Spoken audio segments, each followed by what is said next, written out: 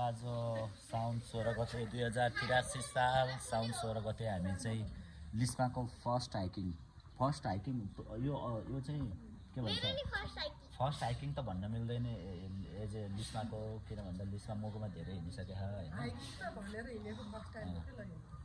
तर अब त्यसरी नै हो ल आउनुहोस् सबजना आउनुहोस् यस्तो हुनुहुन्छ ब्याग देखाइदेऊ न ब्याग देखाइदेऊ न ओ कुन्ते ब्याग यो 2 वर्ष अगाडि किनेको ब्याग हो लिस्माले आज युज गर्नुभएको छ युज गर्नै नमान्ने है तिमी युज गर्नै नमान्ने है ब्याग ल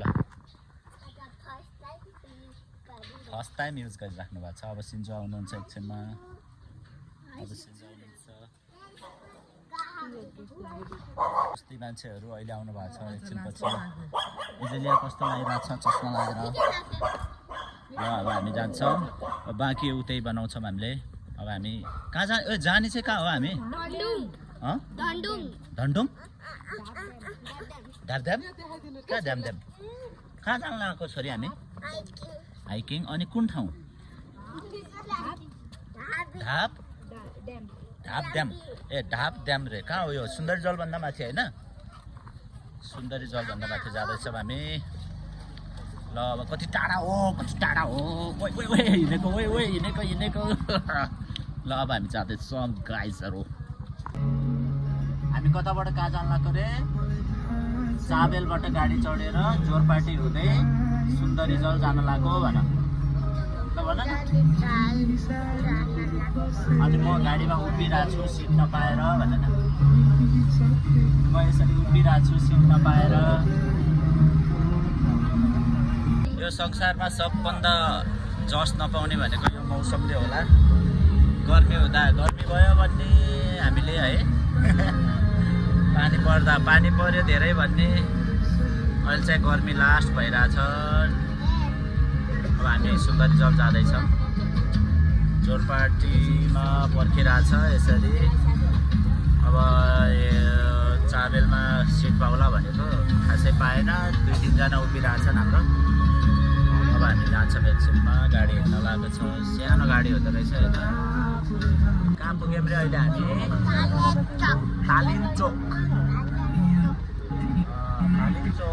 तालिमचोकमा के रहेछ खानेकुरा रहेछ तालिमचोकमा बाइक सफा गर्ने ठाउँ भने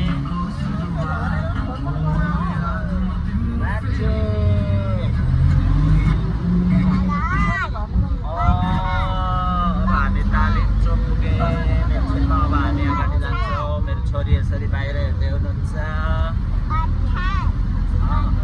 उता हेरिदेऊ न अगाडि हेर्नु हेलो लास्टै भोक लाएर सुन्दरी जलमा अब हामी यहाँ एउटा रेस्टुरेन्टमा चाहिँ खाना बसिरहेको छौँ यसरी कतिखेर आउला र खाम्ला भनेर बसेका अनुहारहरू यसरी तर भोक लागेन भन्ने अनुहार अहिले आएपछि चाहिँ एकदम खाने अनुहार तर म चाहिँ अगाडि नै भोक लाग्यो भन्ने लिस्मा अबाट लिस्माको सुन न अबाट अङ्कल सुन न लिस्माको अनि आबाट आन्टी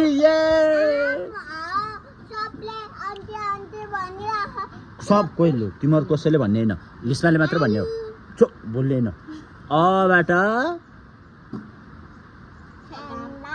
एङ हो आबाट मान्छे अनि त यीबाट ए यी मामु कबाट ए कबाट काले बाबा त्यही त खबाट ए खबाट आउ रहेछ खबाट आउ रहेछ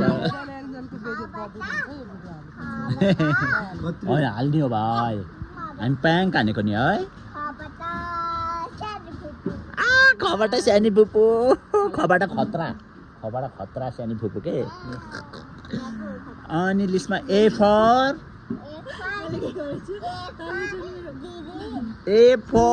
दिदी ए फर दिदी के दिदी टिचरले पढाएको के A for apple.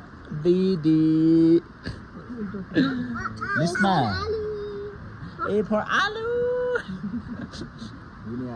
अब कस्तो रिसाएको किन हो? ए लिस्माले भन्ने हो रे के एजेलिया नभन्छ रे के है अनि लिस्टमा अनि आर फर भन्ने होइन के तिमीले टेबल आर फर एम फर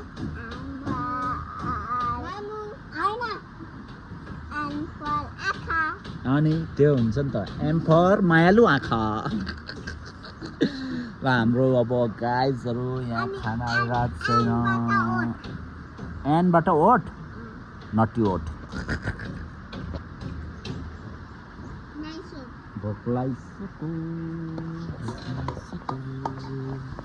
अलि अलि भोक लागिसक्यो फ्राई गरेको सेन्ट आइरहेको छ भित्रबाट ओ फेरि डोज दिन्छ है टुच्च डोज टुच्च यो डोज चाहिँ सानी फुपूलाई हो लिस्माको ल लिस्मा बाई अब हामी एकछिनमा खाएला है अब हाम्रो हाइकिङ रियल हाइकिङ सुरु भयो है बल्ल रियल हाइकिङ 12 बजे लिस्टमा हाइकिङ सुरु भयो कस्तो लाग्यो हजुरलाई हिन्नी भनेकै हाइकिङ हो छोरी लिस्टमा हिन्नी मात्रै हो होइन हिन्नी भनेर वरपर हेर्ने हो अनि यसलाई हाइकिङ भन्छ कि हिन्नीलाई थाहा थिएन हजुरलाई चस्मा लगाएको खै त चस्मा हिन्नीलाई नै हो त हाइकिङ भन्ने लिस्मालाई थाहै रहन्छ हिन्नीलाई हाइकिङ भन्छ भन्ने एजेलियालाई थाहा थियो हिन्नी भनेर हाइकिङ भनेर ल हेर ऊ तल हेर नदी खोला छ हाम्रो टक्क सुन्दरी जलबाट झरेको खोला छौँ हामी सबजनाले लोकल जुस खाँदै हुनुहुन्छ लोकल जुस लिची जुस खाँदै हुनुहुन्छ सबजनाले लोकल जुस खाँदै हुनुहुन्छ एजेलियाले होइन यो ऊ हो के लेमन जुस कस्तो लाग्यो छोरीले फर्स्ट टाइम लेमन जुस खाँदा ओए लिजाले फर्स्ट टाइम लेमन जुस खाइरहेको छ हेर न यहाँ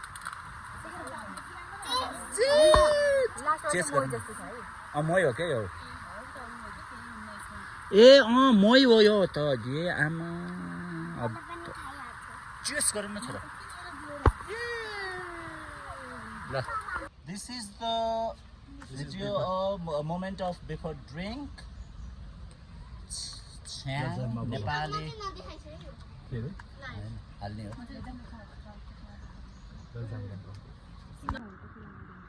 ल यताउता अलिक दिदीसँग जाऊ त दिदीसँग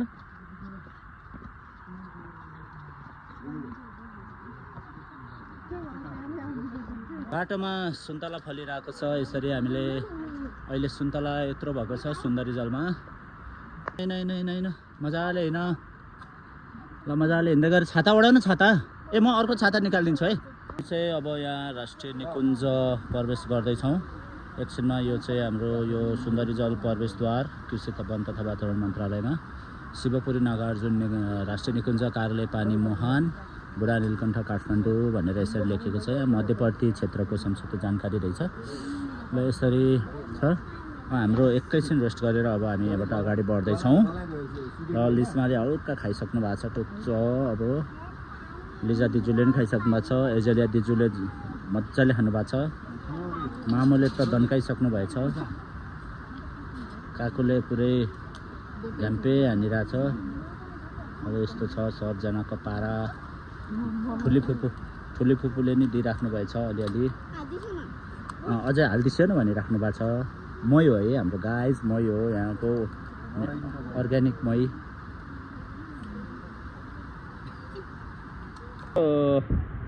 राष्ट्रिय निकुञ्ज भनेको छ अब यहाँ यस्तो के हो यो चाहिँ यस्तो फोहोर यो चाहिँ मन परेन है मलाई म त फर्स्ट टाइम आएको ओहो गतिलो होला भनेको त यो किन हो यो हामी वहाँ तल इन्ट्री गेटबाट यहाँसम्म आइसक्यौँ, एउटा डस्टबिन छैन। अनि डस्टबिन राखिदिए पो मान्छेहरूले यसो डस्टबिनमा फाल्छन्, त्यस्तो त गर्न यस्तो छ हेर्नु। अब यहाँनिर एउटा कमसेकम त्यो एउटा के भन्छ त्यो ढलान के भन्छ त्यो सिमेन्टको त्यो गोलो रिङ राखिदिएको भए एकै ठाउँमा जलाउने अलिकति उठाउने डस्टबिन राख्ने। यो चाहिँ अलिक चित्तै बुझेन, यो मलाई चित्त नबुझ्यो को कुरो। यो चाहिँ छोरी तिमीलाई चित्त बुझ्यो यसरी फोहोर फालेको भएको छ, एकदम जोसमा हुनुहुन्छ लिस्मा, यसरी दौडिराख्नु भएको छ, धन्नै लड्नु भएको। हेर लिस्मा उता, वाउ भन, दामी दामी। अब यस्तो राम्रो ठाउँमा तर फोहोर चाहिँ नगरौँ, सबैले मिलेर सफा गरौँ, सरकार, स्थानीय जनता, अब आर्मी, अनि त्यो टिकट काट्ने अब मध्यवर्तीको मान्छे सबैजना मिलेर चाहिँ सफा गरेर सरसफाइलाई ध्यान दिऊ है एकदम, नत्र भने राम्रो छ। यतिको सफा हुन पर्यो क्या, हो यतिको सफा हुन पर्यो। डस्टबिन त कतै देखिएन। सबैभन्दा मैले बारम्बार भने डस्टबिन एभ्री 50 मिटर, प्रत्येक 50 मिटरमा एउटा डस्टबिन हुन पर्यो। अब हामीबाट 100 रुपियाँ उठाएको हुन त अरूमा लगानी केही भएको छ भने अब त्यो मलाई थाहा छैन, तर यतिको पैसा उठाइसकेपछि चाहिँ प्रत्येक व्यक्तिसँग कम्तीमा पनि दिनमा त 1000 जना भन्दा माथि आउनुहुन्छ होला बिदाको दिनमा। मूलखर्क भन्ने ठाउँ रहेछ यहाँ, मूलखर्क जाने बाटो हामी हो, तर यो चाहिँ व्यवस्थापन हुन पर्यो। अब यसरी सुन्दर ठाउँलाई नाम सुन्दरी जल, ठाउँ पनि सुन्दर हुन पर्यो नि त हजुर। यसरी फोहोर फाल्नु भएन, फाल्नेले पनि ख्याल गर्नु पर्यो। फाल्नेले के ख्याल गर्नु पर्यो भने यसरी फ्वात्त फाल्नुभन्दा बरु एकैछिन गोजीमा झोलामा अथवा आफूसँग प्लास्टिकको झोलाहरू लिएर आएको हुन्छ, त्यसरी हालेर तल कतै डस्टबिनमा फाल्नुहोस्। आफ्नो एउटा सभ्य नागरिक हुनुको पहिचान दिनुहोस्, जथाभावी फोहोर नफाल्नुहोस्। किन भन्दा फोहोर गर्ने पनि हामी नै हो, त्यसको असर हामीलाई नै पर्छ। प्लस साना साना जीवहरू जसले गर्दा यो जङ्गललाई यति राम्रो बन्नमा मद्दत गरेका छन्, त्यस्ता जीवहरू हामीले फालेको फोहोरबाट मासिन्छन् है त। यो कुरालाई चाहिँ सबै निकाय, सबै आउने जनता, सबै घुम्ने, अब घुम्न आउने आफ्नो एउटा भिडभाडको दुनियाँबाट शान्त ठाउँमा यसरी नेचर बाहेक अरूको आवाज नआउने, तल नदीको आवाज, यता कलकल सानो सानो अब यस्तो खोल्साहरूको आवाज होइन, यस्तो आउने ठाउँमा चाहिँ हामीले त्यो चाहिँ ख्याल गर्न पर्यो। ल मेरो भन्नु यति नै छ। अब अर्को कुनै वर्षमा अब आउने फेरि मौका परेछ भने सफा देख्न पाइयोस्। यो भिडियो चाहिँ सम्पूर्ण सरकारी निकाय, व्यक्ति, हाम्रो अब यो पर्यावरणसँग सम्बन्धित सङ्घ संस्थाहरू कम्तीमा पनि महिनामा एकपटक अथवा हप्तामा एकपटक कुनै न कुनै उसले संस्थाबाट अथवा कुनै टिमबाट, युवा क्लबबाट सरसफाइ अभियान चाहिँ राख्न पर्यो है यहाँ। र प्लस डस्टबिन चाहिँ अनिवार्य। अब जस्तै अहिले हाम्रो सरकार आइसकेपछि नियम कडा गरिदिएको छ होइन, नियम कडा सँगसँगै त्यसलाई पालना गर्नुपर्ने ठाउँ बनाइदिएको छ र पो पालना गर्छन्, त्यसै त पालना कसैले गर्दैनन् के। कहाँ ए पानी माथि छ। ल पानीलाई के भयो बाबा चाहियो हल्का लाहा। ल ओके, गुड भेरी गुड। ए हाम्रो श्री शैल मत्यश्वर महादेव मन्दिर प्रवेशद्वार। अब अहिले चाहिँ हामी त्यहाँ जाँदैनौँ है। वाउ ए नजिक न त, हामी पुगिसकेछौँ सुन्दरी जल झरनामा। वा लिस्टमा यता कम, यता हेर, रिभर जनपद सुन्दर। यो हो हाम्रो नेपालको सौन्दर्य। काले सानो सानो कणहरू आइरहेको छ, एकदम सानो पानीको कणहरू आइरहेको छ।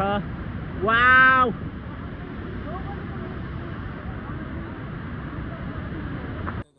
हाइकिङबाट यस्ता लोथ गरेर फर्क्यौ, कस्तो लाग्यो? र यसरी आउँदैछौँ एकै गर्दै फर्के, खुसी भएर गर्थ्यो लोथ गरेर थाक्यो। ल हाम्रो आजको शिवपुरी हाइकिङ सकियो। सुन्दरी जल हाइकिङ सकियो। ढोका खोला अब